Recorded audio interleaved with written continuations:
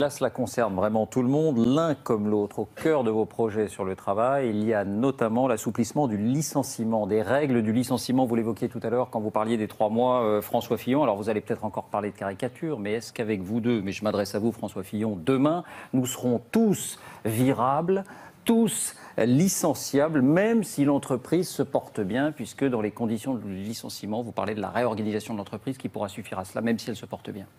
Bon, c'est simple, hein, on regarde autour de nous tous les pays qui réussissent, qui sont au plein emploi, qui n'ont pas les problèmes au fond d'identité qui sont les nôtres, parce que justement, ils n'ont pas à se poser des questions matérielles, comme c'est le cas pour les Français, sont des pays où les règles de licenciement sont plus simples et les règles d'embauche plus simples. Voilà. Donc il faut simplifier l'embauche, simplifier le licenciement. Quand une entreprise a besoin de se réorganiser, elle est aujourd'hui obligée de respecter des règles extrêmement contraignantes et longues, qui fait que les décisions d'investissement se prennent de moins en moins sur le territoire français et de plus en plus à l'extérieur.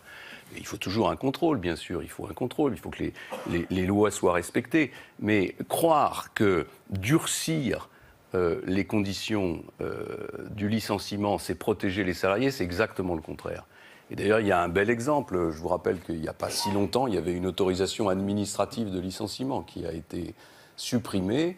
Et la suppression de cette administration administrative par Philippe Séguin dans un gouvernement où était Alain Juppé d'ailleurs, cette autorisation administrative de licenciement, la suppression n'a absolument pas entraîné l'augmentation des licenciements dans le pays. Elle n'a pas fait baisser non plus le chômage. Non, parce qu'après, il y a d'autres raisons qui n'ont pas été